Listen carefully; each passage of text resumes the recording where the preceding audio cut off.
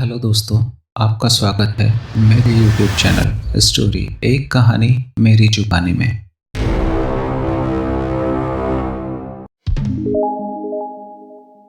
दोस्तों, आज जो मैं कहानी आपको सुनाने वाला हूँ उसका नाम है गलती किसकी। कदमपुर नामक नगर में एक राजा राज करता था। उसके नगर में एक ब्राह्मण परिवार सहित रहता था जिसके 4 बेटे थे। सभी सुखी जीवन व्यतीत कर रहे थे। समय बीतता गया और चारों बेटे जवान हो गए। एक दिन ब्राह्मण की मृत्यु हो गई और ब्राह्मण की पत्नी भी ब्राह्मण के साथ सती हो गई। अब चारों युवक अनाथ हो गए थे। धीरे धीरे उनकी घर और संपत्ति पर रिश्तेदारों ने कब्जा जमा लिया और उन्हें घर से निकाल दिया।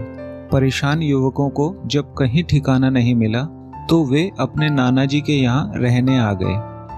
परंतु कुछ महीने बीतने के बाद उनके साथ यहाँ भी दुर्व्यवहार होने लगा।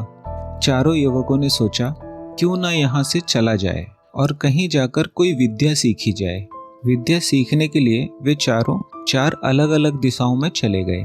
कुछ समय बाद वे विद्या सीखकर एक जगह मिले। सभी ने विद्या सीख ली थी। पहला बोला, मैंने ऐसी विद्या सीखी है कि मैं प्राणी के कंकाल में पुनः मांस चढ़ा सकता हूँ। दूसरे ने कहा, मेरी विद्या से मैं उस मांस पर खाल चढ़ा सकता हूँ तथा साथ ही उसके बाल और नाखून भी पुनः ला सकता हूँ। तीसरे ने कहा, मैं उसके सारे अंग पुनः बना सकता हूँ। चौथा बोला, मैं अपनी विद्या के बल से उसके प्राण रहित शरीर में फिर से प्राण डाल सकता हूँ। फिर चारों भाई अपनी अपनी विद्या का परीक्षण करने जंगल की तरफ चल दिए। जंगल में पहुंचकर उन्हें एक शेर की हड्डियां दिखाई दी। सबने मिलकर उस शेर की सभी हड्डियों को इकट्ठा किया।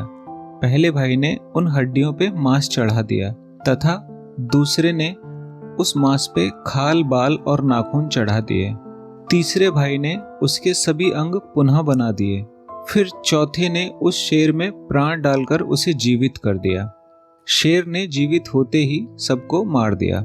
दोस्तों, जीवन में हम सब भी कई बार ऐसी ही गलती करते हैं। कभी कभी हम ऐसे लोगों की मदद करते हैं जो अपने पैरों पर खड़े होकर सबसे पहले हमें ही गिराते हैं। अपने आसपास के ऐसे लोगों को पहचानिए और उनसे दूरी बनाइए। आज की कहानी यहीं समाप्त होती है।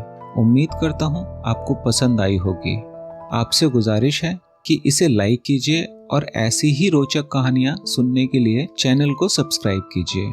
साथ ही कमेंट करके बताइए कि चारों भाइयों में सबसे ज्यादा गलती किसकी थी। इसका जवाब आपको मेरी अगली कहानी की शुरुआत में मिलेगा। इसी के साथ आपसे विदा लेता हूँ। अपना ध्यान रखिए। धन्यवाद।